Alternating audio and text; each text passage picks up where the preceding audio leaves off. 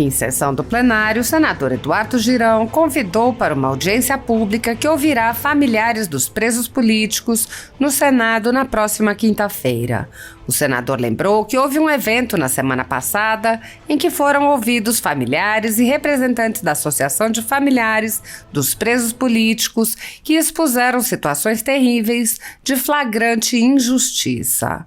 O senador comparou os esforços dos familiares para mostrar a verdade com a atuação da CPMI do dia 8 de janeiro, onde os esforços são concentrados em blindar membros do governo federal e expor e humilhar pessoas ligadas ao governo anterior, enquanto tenta construir uma narrativa sobre uma suposta tentativa de golpe. Girão exemplificou: amanhã nós vamos ter mais uma sessão da CPMI.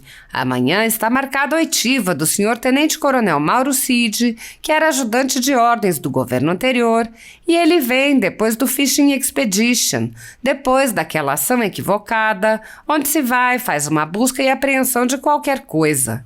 O senador apontou que nos depoimentos da CPMI, pessoas sem qualquer relação com os fatos de 8 de janeiro são questionadas sobre fatos que igualmente não têm nada a ver com o objeto da CPMI. Girão disse: é mais um atraso de uma CPMI que claramente sua cúpula quer blindar o governo.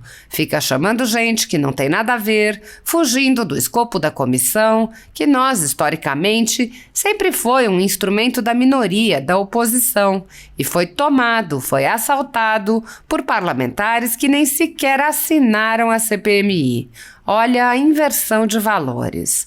O senador comparou ainda a atitude dos parlamentares de extrema esquerda, que são pródigos em acusações graves contra pessoas sem apresentar qualquer indício de sua participação em atos de vandalismo, com as atitudes dos mesmos parlamentares quando os vândalos eram da esquerda.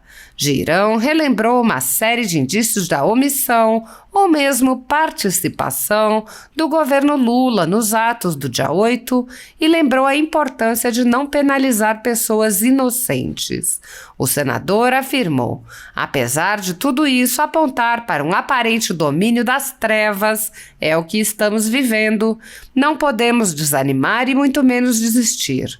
Na próxima quinta-feira, dia 13, estaremos realizando uma grande audiência pública a partir das 14 horas na Comissão de Segurança Pública, visando continuar dando voz àqueles que são familiares e advogados de verdadeiros presos políticos. Repito, presos políticos típicos de uma ditadura é o que a gente tem no Brasil. Estarão presentes nessa sessão, além da Associação dos Parentes, advogados, OAB e Defensoria Pública. Queremos contribuir para que em nosso país a justiça não seja cega, surda, muda e desumana para alguns, enquanto é condescendente com outros. Basta de 2 pesos e 2 medidas. Basta de perseguição política. Os abusos observados contra as pessoas presas em massa em janeiro deste ano são parte de uma série de abusos que vem ocorrendo há mais de 4 anos em inquéritos secretos conduzidos pelo ministro Alexandre de Moraes no Supremo Tribunal Federal, contando com a omissão do Senado Federal. No contexto atual do Brasil, muitas pessoas estão sendo tratadas como subcidadãos pelo simples motivo de terem manifestado apoio ao ex-presidente Jair Bolsonaro. Por expressarem suas opiniões, são alvo de CPIs, de inquéritos secretos, conduzidos pelo ministro Alexandre de Moraes no Supremo Tribunal Federal, ou são vítimas de medidas arbitrárias, como prisões políticas, apreensão de bens, exposição indevida de dados, entre outras. No chamado inquérito do fim do mundo e nos inquéritos dele decorrentes, já houve prisões políticas sem que houvesse sequer indiciamento das pessoas presas, imposição de uso de tornozeleira eletrônica e prisão domiciliar em endereço diferente de onde as pessoas moravam, quebra de sigilo de parlamentares, inclusive de senadores, quebra de sigilos de pessoas e empresas, inclusive de veículos de imprensa, quebra de sigilos do ajudante de ordens do presidente da República, censura de veículos de imprensa, de cidadãos e de parlamentares, bloqueio de redes sociais, de jornalistas, veículos de imprensa, cidadãos e parlamentares, buscas e apreensões em empresas, residências de familiares e gabinetes de parlamentares, proibição de contato entre pessoas que muitas vezes nem se conhecem, proibição a parlamentares de concederem entrevistas e de participarem de eventos públicos, intervenções no comando de partido político, prisões em massa, confiscos, entre outras. A totalidade da renda da Folha Política, assim como de outros canais e sites conservadores, está sendo confiscada a mando do ex-corregedor do TSE, Luiz Felipe Salomão, com apoio e aplauso dos ministros Luiz Roberto Barroso, Alexandre de Moraes e Edson Fachin. Há mais de 24 meses, todos os rendimentos do jornal estão sendo retidos sem justificativa jurídica. Se você apoia o trabalho da Folha Política e pode nos ajudar a continuar nosso trabalho, doe qualquer valor à empresa Raposo Fernandes através do Pix, usando o QR Code que está visível na tela ou com o código ajude@folhapolitica.org. Se preferir transferência ou depósito, a conta da empresa Raposo Fernandes está disponível na descrição deste vídeo e no comentário fixado no topo. Há 10 anos, a Folha Política vem mostrando os eventos da política brasileira e dando voz a pessoas que o cartel midiático quer manter invisíveis. Pix ajude@folhapolitica.org. Assista! Paz e bem, meu querido irmão, senador, doutor Irã, presidente dessa sessão, minha gratidão pelo senhor de forma pontual estar aqui nessa segunda-feira, abrindo essa sessão. Senhoras senadoras, senhores, muito obrigado, senhores senadores, funcionários dessa casa, assessores, brasileiras, brasileiros que nos acompanham, tanto na TV como no rádio, através do trabalho competente dessa equipe aqui, da Agência Senado, TV Senado e Rádio Senado. Senhor presidente, eu não vou me atrever a fazer aqui, nesse momento, considerações sobre a reforma tributária aprovada a toque de caixa na semana passada. Eu não posso absolutamente, seria leviano da minha parte, dizer se é boa, se é ruim, porque eu não tive acesso ao texto, aliás, nem os deputados tiveram, votaram ali com minutos que o texto estava sendo alterado, e me parece até que, como a gente sabe, a pressa é inimiga da perfeição, a forma como aconteceu, claro que reforma tributária é importantíssimo, é um sonho antigo nosso de aprovar. Assim como a reforma da Previdência era necessária para o país, a gente tem que sair desse manicômio fiscal de tributos que ninguém entende. Agora, me parece, da forma como aconteceu, que ali se discutiu mais emendas do que propriamente se debateu o texto. Foram 7 B de bola e de índio, liberados coincidentemente no período ali que a reforma tributária entrou em pauta na Câmara. Então, muito me estranha votações na calada da noite, em véspera de recesso. Isso, pela pouca experiência que eu tenho aqui, apenas de 4 anos e meio, não me cheira bem. E aí fica aquela dúvida do brasileiro: vai aumentar imposto? Tem a carga que pode ser aumentada? Ora, se uma série de emendas foram aceitas de vários setores, inclusive dos quais eu acho que não deveria ter nenhum tipo de privilégio, como bancos, como plano de saúde, e isso foi incluído lá, será que quem vai pagar o pato disso tudo lá na ponta é o cidadão brasileiro? Essa é a pergunta. E eu estava conversando há pouco com o senador Isalci. Nós temos o dever, a obrigação, inclusive solicitamos isso, o senador Isalci foi o primeiro a pedir na reunião de líderes, que o presidente Rodrigo Pacheco faça um amplo debate, criando inclusive comissão especial, que lá na Câmara não teve, passando por pelo menos 2 comissões, que é a CCJ e a Comissão de Assuntos Econômicos, né? Isso é o mínimo para se decantar as informações que a gente precisa para fazer o nosso trabalho de casa revisora da República. Muito importante que a gente faça isso. Eu não vou fazer porque eu não vou me antecipar a algo que a gente precisa estudar, cumprir o nosso papel. Mas o que eu quero falar, senhor presidente, é que amanhã nós vamos ter mais uma sessão, semana passada não teve, da CPMI. Amanhã está marcado a oitiva do senhor tenente-coronel Mauro Cid, que era ajudante de ordem do governo anterior, e ele vem depois de um Fish Expedition, como se chama, depois daquela ação, no meu modo de entender, equivocada, onde se faz uma busca e apreensão de qualquer coisa para ver se acha alguma coisa que não tem nada a ver com a CPMI. Quero deixar isso muito claro. É mais um atraso de uma CPMI que claramente a sua cúpula quer blindar o atual governo de investigação, poderosos. Então o que é que faz? Fica chamando gente que não tem nada a ver, fugindo do escopo da comissão mista de parlamentar de inquérito, que nós, historicamente, no Senado e na Câmara, sempre foi um instrumento da minoria, da oposição, e foi assaltado pelo governo Lula, colocando lá parlamentares que nem sequer assinaram a CPMI. Olha a inversão de valores que a gente vive também aqui nessa casa. Desde o início dessa CPMI, o governo que se pelava, como a gente diz lá no Nordeste, de medo, não queria de jeito nenhum que ela fosse nem instalada, mas chegou até a oferecer emendas a parlamentares para retirarem assinaturas, alguns até retiraram. A pressão foi tão grande da sociedade que pegou mal. Cargos federais, segundo a mídia, e denúncia de parlamentares foram oferecidos para tirar.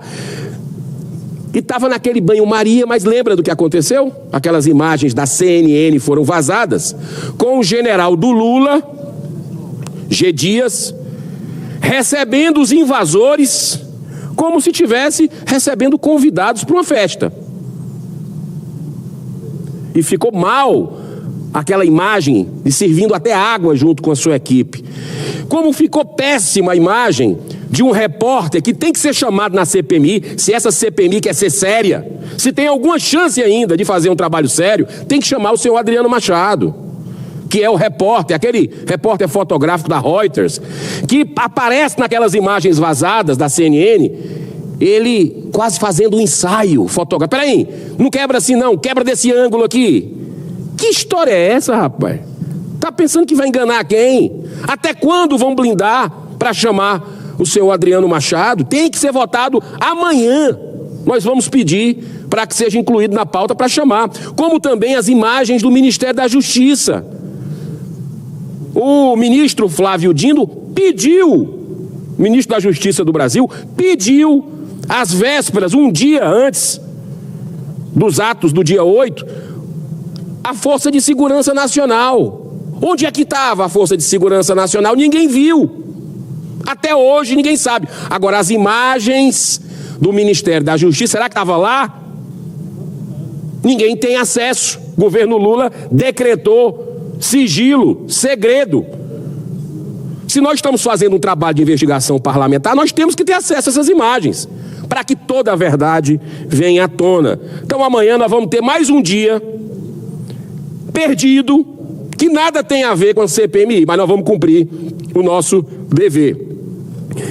Se essa CPMI, presidente, quisesse realmente cumprir o que se propôs, o que os idealizadores do requerimento que assinaram, que é investigar o dia 8, quisesse fazer isso, nós teríamos chamado, por exemplo, presos, que, como bem colocou o senador Cajuru há pouco tempo, muitos inocentes que estão ainda lá na Papuda e na Colmeia, que pelo efeito, me parece que manada, o efeito manada, onde tinha, ao que tudo indica, pessoas querendo depredar, talvez até infiltrados, é esse o papel que a gente tem que investigar, mas umas pessoas que, sabe aquele negócio, Maria vai com as outras?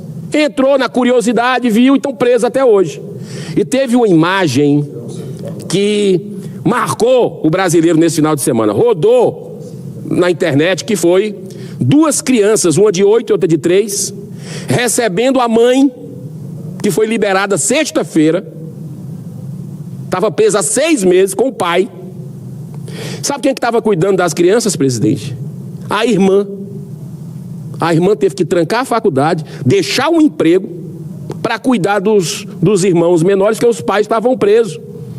6 meses sem direito à defesa, sem os advogados terem acesso aos autos.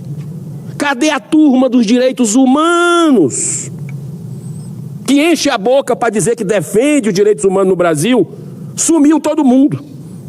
Pessoal da esquerda, que sempre fala que são os grandes defensores dos direitos humanos. Nada, zero de interesse com relação a esse caso. A criança de 8 anos, eu tive a oportunidade de conhecê-la, porque vou até retratar no evento que nós tivemos na Biblioteca do Senado, semana passada, sobre essas violações dos direitos humanos. Essa criança, a de 3, estava se sentindo rejeitada, abandonada. E a de 8 anos, isso dito pela irmã que estava cuidando esse tempo todo. Isso nunca vai se reparar, esses 6 meses longe dos pais.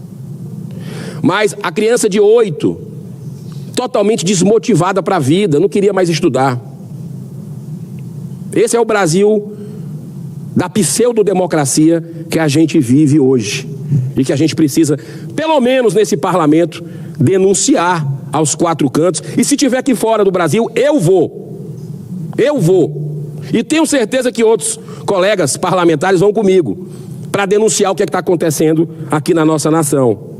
Então, eu tive a oportunidade de participar na última quarta-feira, dia 5, na biblioteca dessa casa, num dos mais importantes e ao mesmo tempo mais triste reunião que a gente teve aqui. A condução dos trabalhos foi feita pela Associação dos Familiares e Vítimas do dia 8 de janeiro, com a presença de advogados. Foram ouvidos vários relatos dramáticos, dos quais vou destacar, aliás, já destaquei, vou trazer mais elementos, que nos causou muita comoção. Trata-se de Agnes, residente em Vitória na Conquista, na Bahia, com 20 anos de idade. Com seu pai e sua mãe presos até hoje, sua mãe foi solta na sexta-feira, precisou trancar o curso de odontologia e sair de seu emprego para poder cuidar dos seus 2 irmãos ainda pequenos, um com 3 e outro com 8 anos de idade. Graças a Deus, na sexta-feira, Alessandra, a mãe de Agnes, foi liberada, depois de mais 6 meses, cruelmente afastada de seus filhos ainda pequenos. Foi liberada com a famosa tornozeleira eletrônica.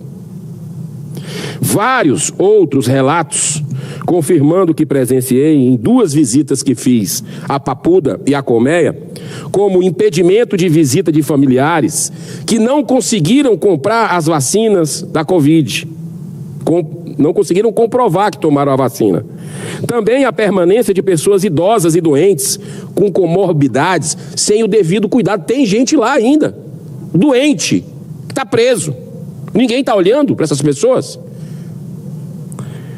É importante dizer que até as visitas virtuais, são as coisas que a gente não vê lógica nenhuma, até as visitas virtuais para os familiares se reverem, conversarem, uma vez a cada 15 dias, tem que ter a vacina comprovada do familiar que está lá no outro estado.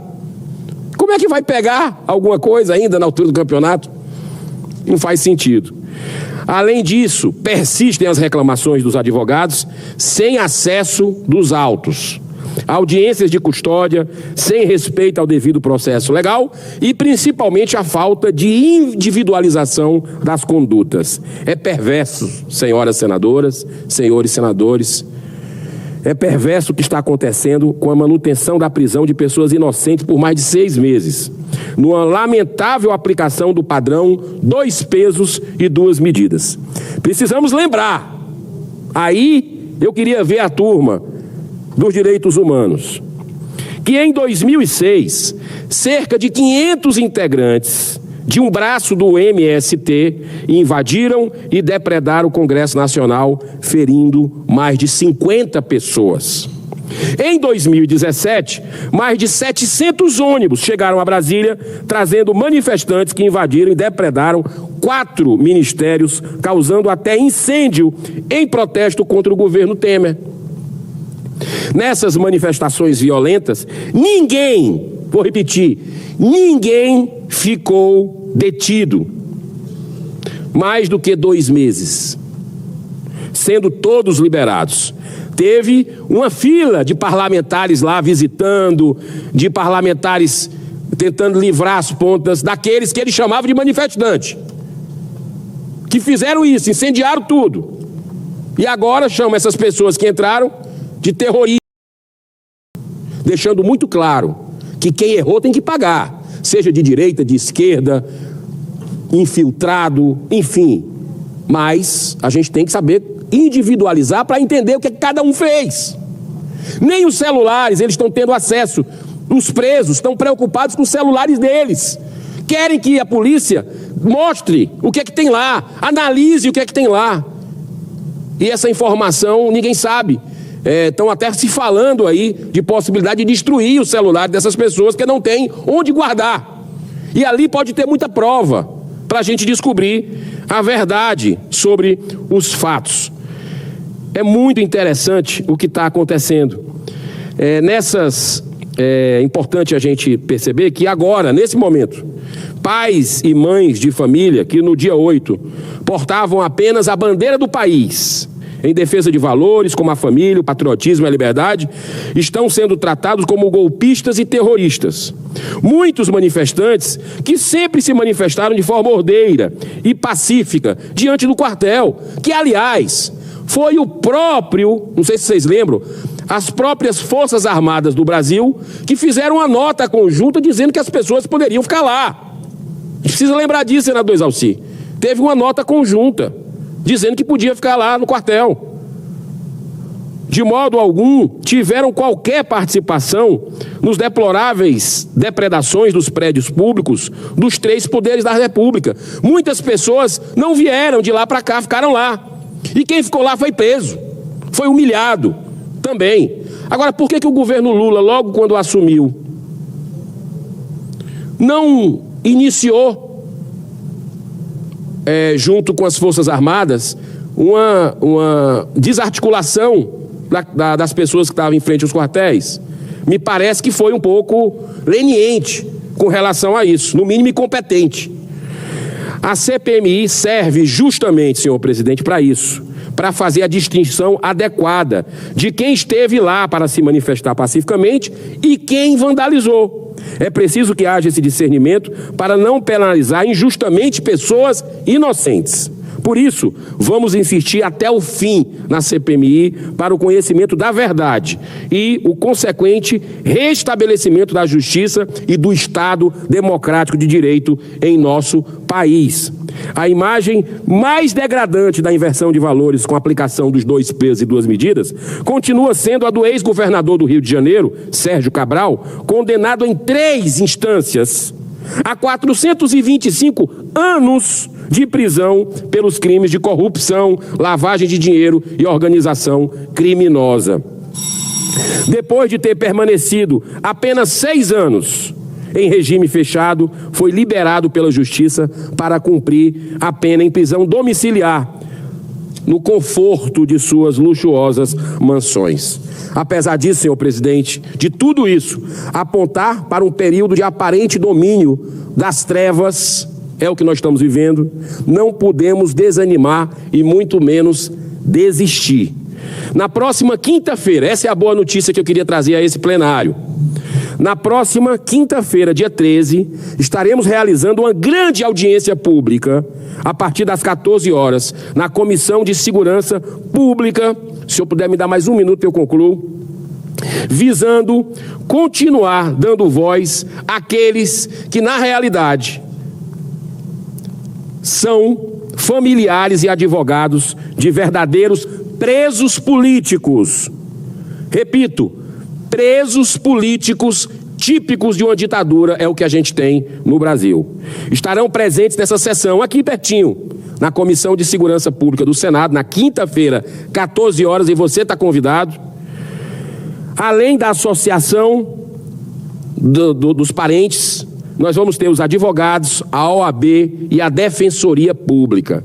Queremos contribuir para que em nosso país a justiça não seja cega, surda, muda e desumana para alguns, enquanto é condescendente com outros. Basta de 2 pesos e 2 medidas. Basta de perseguição política. Que a verdade, a justiça e o bom senso prevaleçam em nossa nação. Muito obrigado, senhor presidente.